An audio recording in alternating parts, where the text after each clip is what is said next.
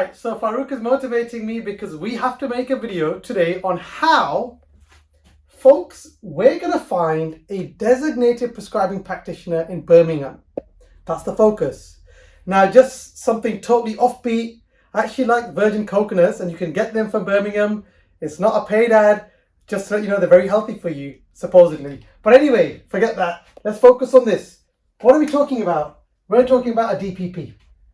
Now, if you're watching this video, you already probably have some idea of what is a DPP, but we'll quickly run through it. It's known as a Designated Prescribing Practitioner. That's what it stands for. Why do you need one? Well, if you're looking to gain your prescribing qualification, fortunately or unfortunately, you need someone to supervise you. So, first of all, their function is supervision.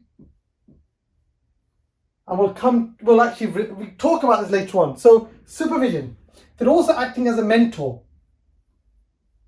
So we've got supervision and we've got mentor. That's essentially what they're doing.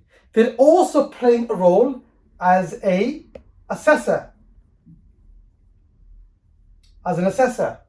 That's why, if you're a nurse and you're listening to this, we also call this a practice assessor. So a DPP can also be called a practice assessor. But it's the same thing. So they're supervising, they're mentoring, they're assessing. You can see it's a lot involved. So before you look to find a DPP, do you understand what the requirements are for a DPP, what their role is? And if you don't, there's a document by the RPS, and I don't expect you to read this. And essentially, it outlines everything, all the responsibility or competencies required to act as a DPP. So that's important, because when we talk about how to find one, you want to make sure it's the right one. You see, it's not about finding one. That's fairly straightforward and we'll go through the steps in a moment, but is it the right fit for you?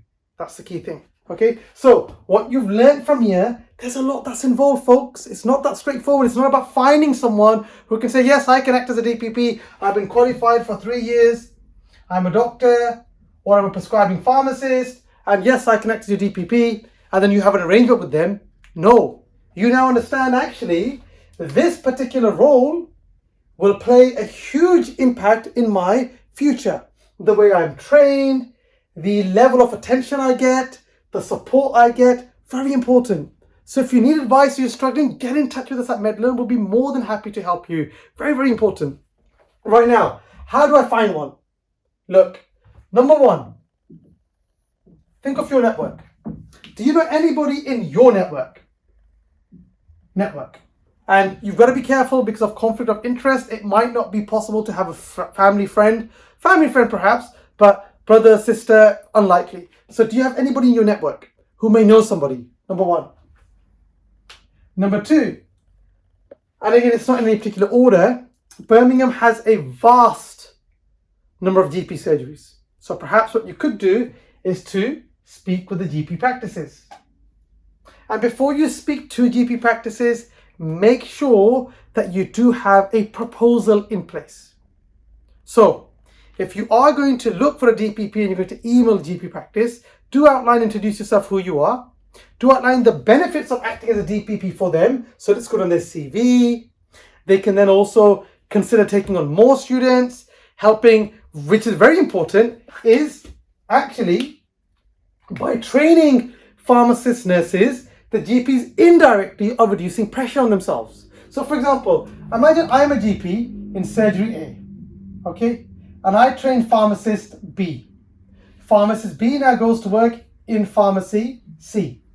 I would be very happy to send my patients to this pharmacy because I've trained this pharmacist myself. I know that when I refer a patient for UTI, a sore throat, infection, or whatever it might be, I know that they are going to get the right treatment. And it's not just going to come back to me saying, sorry, I can't treat this patient. So there's benefits, absolute benefits to the GP practice.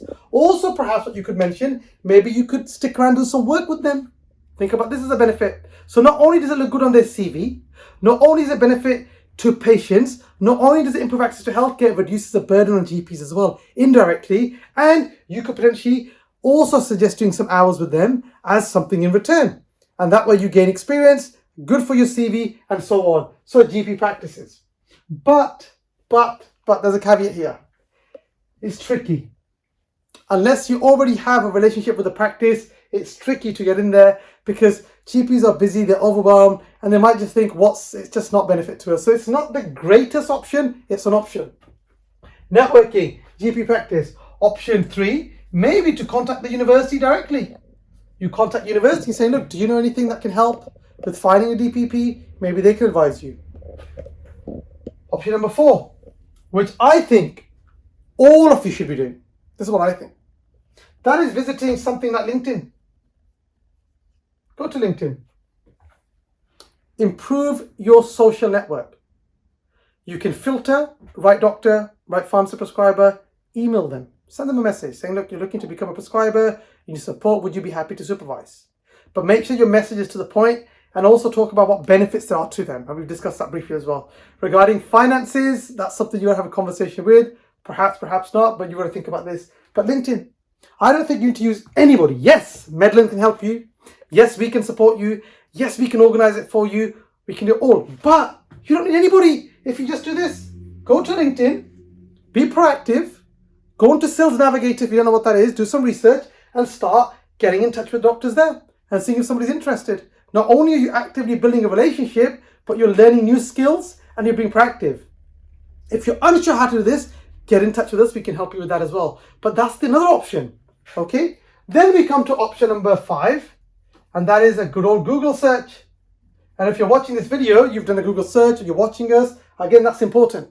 But let's say you find your own DPP.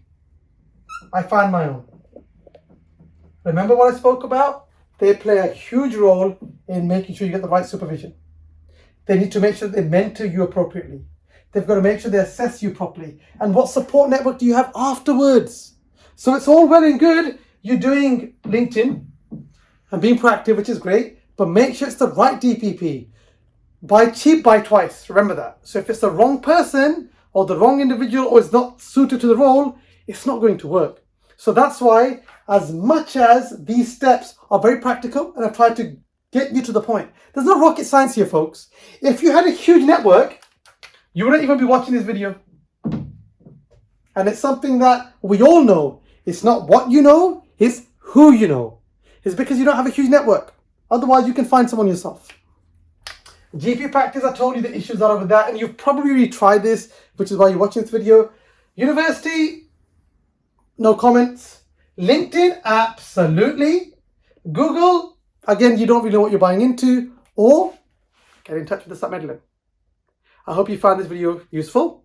Thank you for watching, and always subscribe, like, and share. Thank you. There we go.